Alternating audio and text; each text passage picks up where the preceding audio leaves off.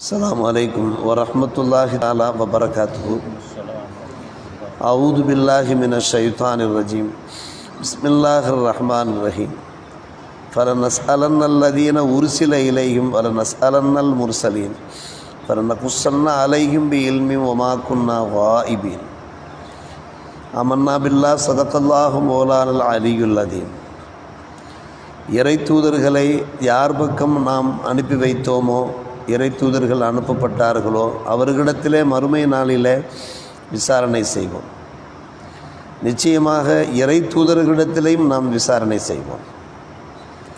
தெரிந்தே நாம் அவர்களை பற்றிய செய்திகளை எடுத்துரைப்போம். எந்த ஒன்றும் நமக்கு தெரியாமல் இல்லை, மறைந்ததாக இல்லை.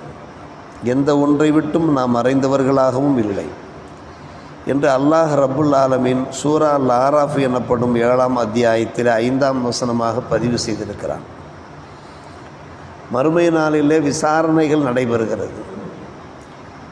யார் யாரிடத்தில் விசாரணை நடைபெறும் என்பதை அல்லாஹ் இந்த வசனத்திலே எடுத்துரைக்கிறான். மேற்காணும் வசனங்களிலே மறுமை நாளிலே பாவிகள் தண்டிக்கப்படுவார்கள், சோதனைகளுக்கு ஆளாக்கப்படுவார்கள் என்பதை அல்லாஹ் எடுத்துரைத்தான். இங்கே விசாரணை பற்றி கூறுகிறான். இறை தூதர்களை யார் பக்கம், எந்த உம்மத்தார் பக்கம் அல்லாஹ் அனுப்பி வைத்தானோ அந்த உம்மத்தாரிடத்திலேயும் விசாரணை இருக்கிறது. அதே போன்று அந்த இறை தூதர்களிடத்திலேயும் விசாரணை இருக்கிறது. இரண்டு விஷயத்தை அல்லாஹ் கூறுகிறான். முதல் விஷயம், அந்த உம்மத்தாரிடத்தில் என்ன விசாரணை? நமக்கு ஒரு சின்ன ஐயம் ஏற்படுகிறது. சூரா ரஹ்மான் போன்ற சூறாக்கள் எல்லாம் அல்லாஹ் கூறுகிறான், நாம் அவரிடத்தில் விசாரிக்க மாட்டோம், எல்லாமே நமக்கு அத்துப்படியாக தெரியும் என்று அல்லாஹ் சொல்லுகிறான். இங்கே விசாரிப்போம் என்று கூறுகிறான். இரண்டு வசனங்களுக்கு மத்தியிலே முரண்பாடு இருப்பதாக தெரிகிறது, ஆனால் முரண்பாடு கிடையாது.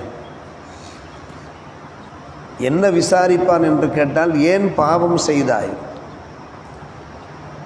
ஏன் இஸ்லாமிய மார்க்கத்திற்கு நீ விரோதமாக நடந்து கொண்டாய், மனசாட்சிக்கு மாறாக நடந்து கொண்டாய் என்று விசாரிப்பான். என்ன பாவம் செய்தாய் என்று கேட்க மாட்டான், அது அல்லாஹ்வுக்கு தெரியும்.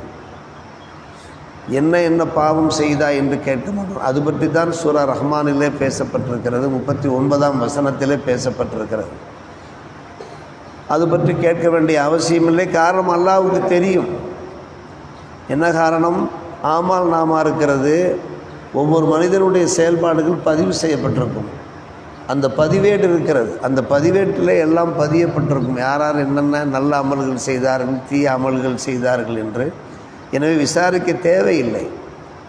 எனவே அங்கே விசாரிக்கப்படாது என்றால் நீ என்ன பாவம் செய்தாய் என்ற கேள்விக்கு வேலை இல்லை என்பது அதனுடைய விளக்கம்.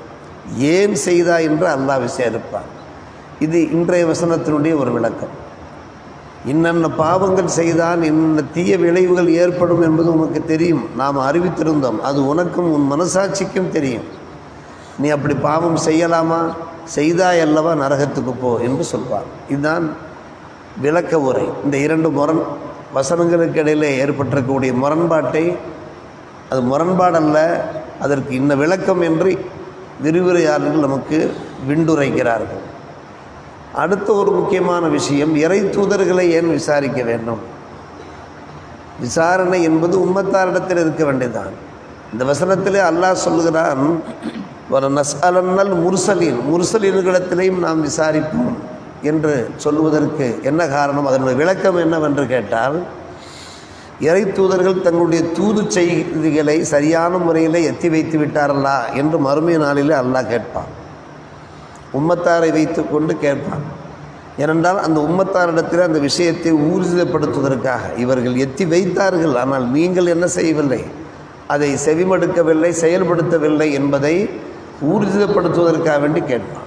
மறுமை நாளிலே இறை தூதர்களிடத்திலே அல்லாஹ் விசாரிப்பதனுடைய விளக்கம் என்ன?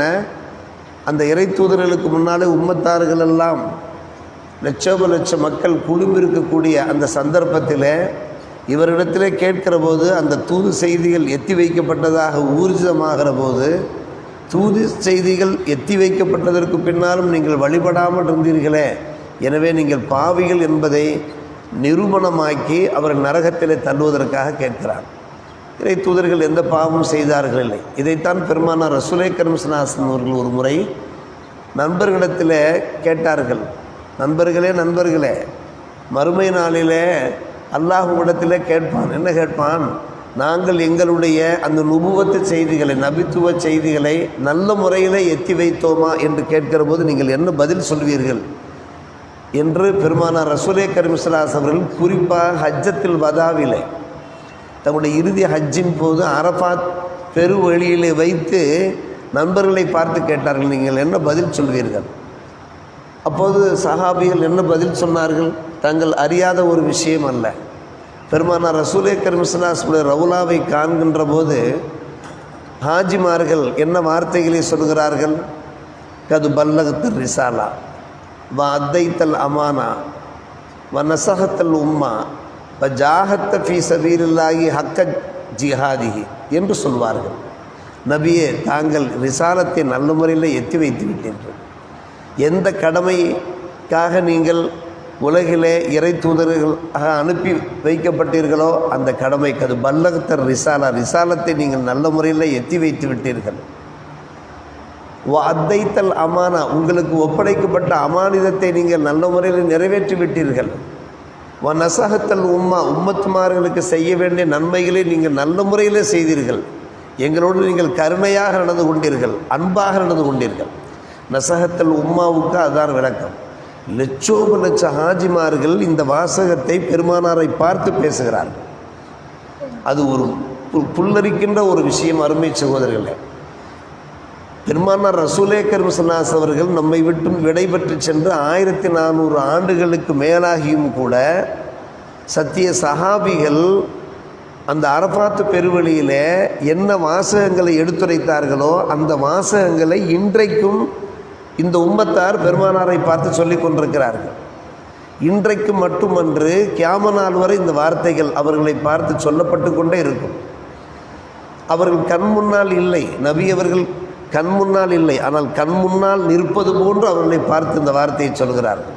கது பல்லகத்தல் ரிசாலா வ அத்தைத்தல் அமானா வ நசஹத்தல் உம்மா. சில வார்த்தைகள் கிதாபுகளில் வருகிறது. அருமை சகோதரர்களே, என்று நாங்கள் பதிலுரைப்போம் என்று சஹாபிகள் பெருமானார் ரசூலே கரீம் ஸல்லல்லாஹு அலைஹி வஸல்லம் அவர்களிடத்தில் எடுத்து சொன்னபோது தான் நபி அவர்களுக்கு அவ்வளவு பேரானந்தமாக இருந்தது. மாஷா அல்லாஹ், அல்லாஹு மஷஹது என்றார்கள். யா அல்லாஹ், நான் என்னுடைய தூதுவத்தை நல்ல முறையில் எத்தி வைத்து விட்டேன் என்று இதோ உன்னுடைய நல்ல அடியார்கள் சாட்சி பெறுகிறார்கள். இதற்கு நீயே சாட்சி அல்லா என்று சொன்னார்கள். அல்லாஹு மஷஹது, நீ சாட்சி அல்லா என்று சொன்னார்கள். அருமை சகோதரர்களே, எனவே முஸ்லிம்களிடத்திலே மறுமை நாளிலே அல்லாஹ் ரப்புல் ஆலமீன் எல்லாம் தெரிந்தும் கூட விசாரணை செய்வான். அப்படி விசாரணை செய்கிற போது அந்த உம்மத்துமார்கள் அதை ஊர்ஜிதப்படுத்துவார் என்பதுதான் இந்த வசனத்திற்கு ஒரு விளக்கம். இங்கே ரசூல்மார்களுக்கு கண்ணியம் இருக்கிறது. பாவிகளை பார்த்து செய்கின்ற விசாரணை, பாவிகளுக்கு அதில் இழிவு இருக்கிறது, கேவலம் இருக்கிறது. ஆனால் இறை தூதர்களை பார்த்து விடுக்கின்ற அந்த விசாரணை இருக்கிறது, அதிலே அந்த இறை தூதர்களுக்கு கண்ணியம் இருக்கிறது என்று குர்ஆனுடைய அந்த விரிவுரையாளர்கள் முஃபஸ்ஸிரீன்கள் நமக்கு எடுத்துரைக்கிறார்கள். எனவே அன்பான பெருமக்களே, நமக்கு சில கடமைகள் இருக்கிறது. நாம் மக்களுக்கு எத்தி வைக்க வேண்டிய விஷயங்களை, பரப்புரை செய்ய வேண்டிய, தபலீக் செய்ய வேண்டிய விஷயங்களை செய்தாக வேண்டும். உங்களுக்கு எது உண்மை என்று தெரிந்தும் நீங்கள் ஏன் எடுத்துரைக்கவில்லை? எது பாவம் என்று தெரிந்தும் ஏன் அந்த பாவத்தை தடுக்கவில்லை என்று நம்மை பார்த்தும் அல்லாஹ் மறுமை நாளில் விசாரிக்கிற போது அந்த விசாரணைக்கு நாம் பதில் சொல்ல வேண்டியவர்களாக இருக்கிறோம்.